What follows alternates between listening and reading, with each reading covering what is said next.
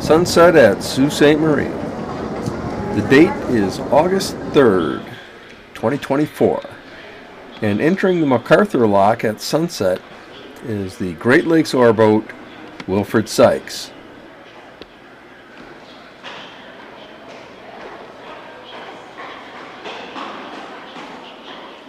She's one of the few remaining classic freighters on the Great Lakes.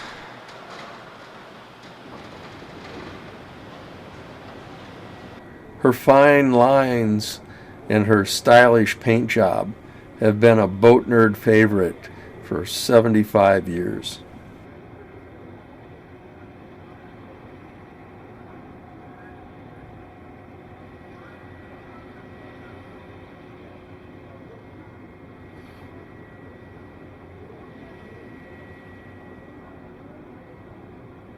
And in 2025, she can celebrate an individual milestone within her three-quarter century lifespan.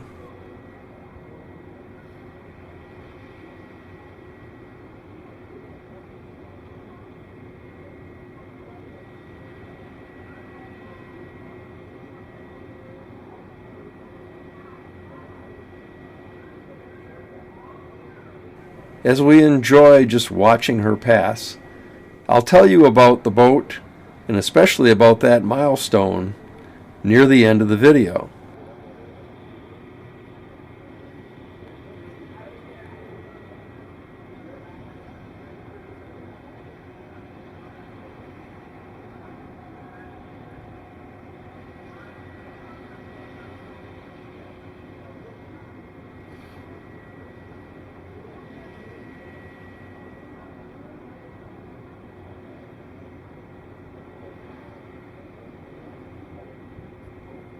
It is the main reason why she is still sailing the lakes after many of her contemporaries have gone to the scrapyard.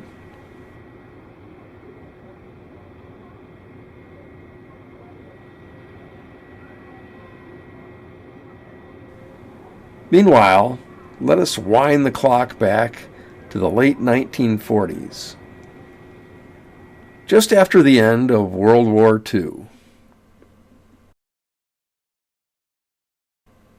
Of course, we'll go to black and white because everything was black and white then. At least that's what I tell my kids.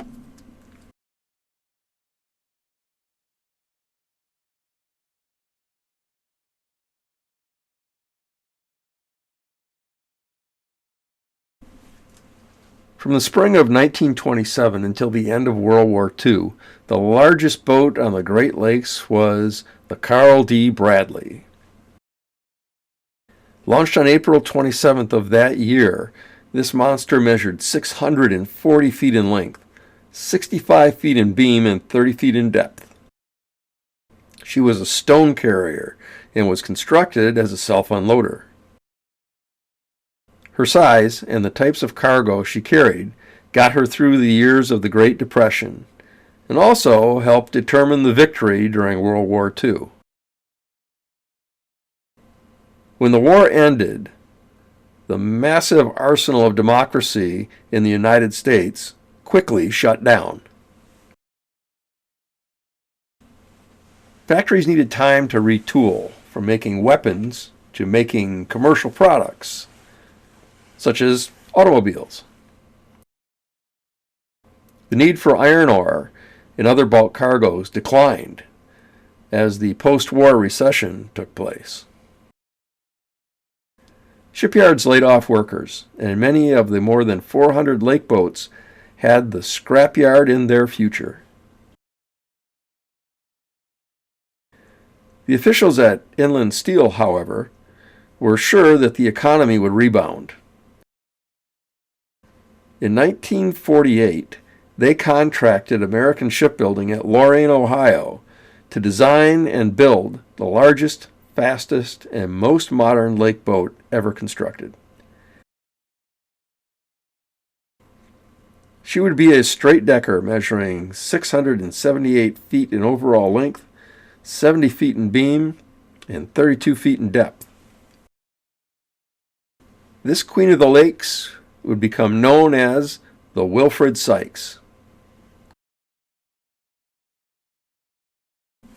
Oddly, unlike most vessels, which during construction are only assigned a hull number, the Wilfred Sykes was given her name before her keel was laid. That keel laying took place at 8:30 on the morning of November 1st, 1948. Construction progressed smoothly through 1949. In fact, the growing Wilfred Sykes became something of a local media star. From engineering students to newspaper reporters and photographers, everyone wanted to see the new Queen of the Lakes as she grew. Aside from her overall length and beam, the big oar boat was constructed with some stylish lines.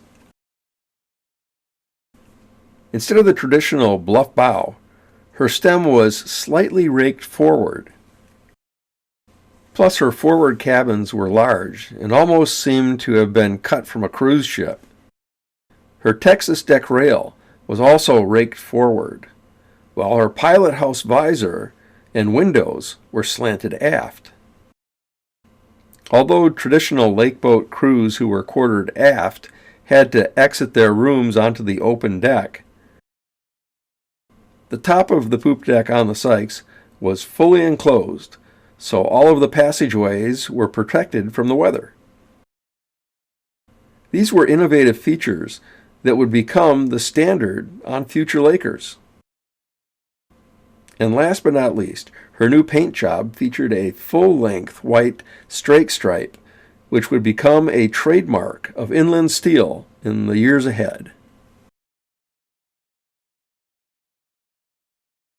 On the morning of June 28, 1949, a summer heat wave had spread across Lake Erie. As the Sykes waited on the launching ways, the local temperature was already hovering in the high 80s and would reach 90 before the day was over. A crowd which would reach nearly 2,000 people were gathered at the shipyard to see the launch. Many of the shipyard's employees were stationed aboard the boat, ready to take the ride sideways into the slip. On a special platform, Mrs. Gretel Marguerite Sykes, wife of the vessel's namesake, swung the bottle of champagne as she announced, "I christen thee Wilfred Sykes."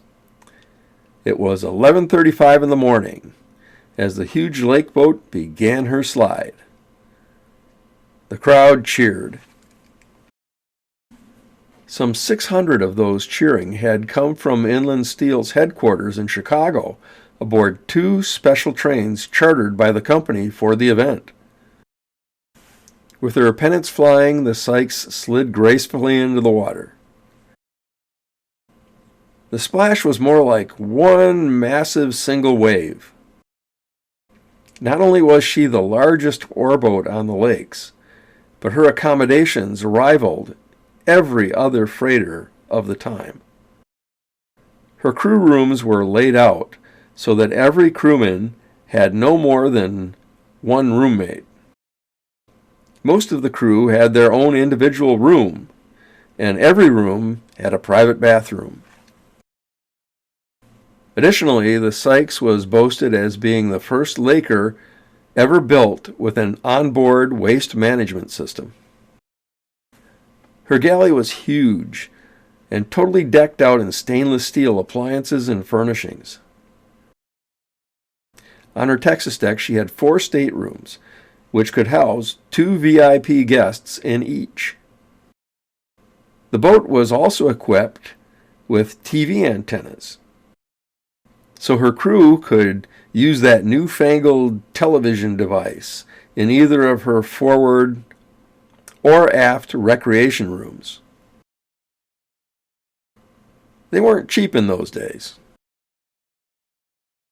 With her design speed of up to 18 miles per hour when loaded, she was boasted to be able to make 44 trips per season between Duluth and Indiana Harbor. That was about 10 more than the other boats in the Inland Steel fleet. Of course, now she would have to be fully fitted out, meaning that most of her internal workings still had to be installed. Although Inland Steel's VIPs would now celebrate, there was one tragic footnote to the launching of the Sykes. While waiting for the launch to take place, the heat had stricken 78-year-old Robert Bodenloss. And folks, if I mispronounced his last name, please forgive me. I've never known anyone by that name, so I asked Google how to pronounce it, and that's how they said to pronounce it. Robert had been in the lakeboat building business since 1890 and was a loyal employee of American Shipbuilding. He had been their superintendent of machinery for 22 years in Cleveland, and he had retired just before work began on the Sykes.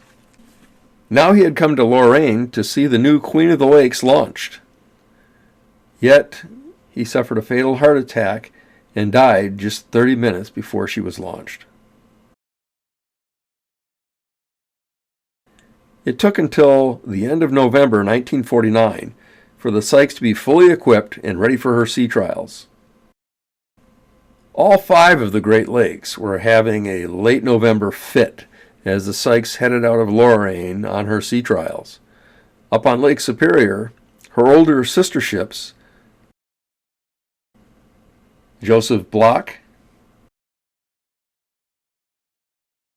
and L.E. Block, had just locked through the Sioux, upbound, and steamed into a raging blizzard within 30 minutes of one another. But down on Lake Erie, Captain Henry Kaiser had no trouble putting the new Queen of the Lakes through her paces in 35-mile-an-hour winds. He was a senior captain at Inland Steel, and he had supervised his command throughout her construction. After sea trials, he put her away for a winter layup, expecting to bring her out in the spring. Fate, however, had other ideas, as Captain Kaiser passed away over the winter, and Captain George Fisher was elevated to bring the Sykes out for her first season. On May 10, 1950, the Wilfred Sykes squeezed into the MacArthur Lock at the Sioux for the very first time. It was 3 o'clock in the afternoon. There had been some speculation as if or not her 70-foot beam would actually make it through the lock with just 5 feet on each side to spare. She actually made it through the lock without a scratch and headed up to Marquette for a load of iron ore. Once loaded, the Sykes performed a task that would be added to her job for the rest of the month. Gangways were placed aboard, and she was opened for the folks of Marquette to come aboard and visit. She would also be shown off by her owners at places such as Escanaba, Detroit, Chicago, her home port of Lorraine, plus her primary loading port of Duluth. While at the Detroit stop, she was visited by her namesake, Mr. Wilfred Sykes, who is now retired from Inland Steel. Seen here, he is accompanied by his wife, and both were welcomed aboard by Captain George Fisher. Finally, on May 28th, the boat was docked at the Northern Pacific Railroad Dock Number 3 at the foot of 7th Avenue in Duluth. She was to be open to guests from noon until 10 p.m. The crowd was huge. Here's an aerial shot of the crowd in the afternoon. Note how many cars jam the dock and the line of people waiting to go aboard. In this shot, we can see it is late evening as all of the boat's lights are on. Yet her decks are packed with people, and there is still a huge line waiting to go aboard. The newspapers estimated that as many as 15,000 people came aboard that day. Once the guests were cleared away, the Sykes moved over to the Great Northern ore dock and loaded up.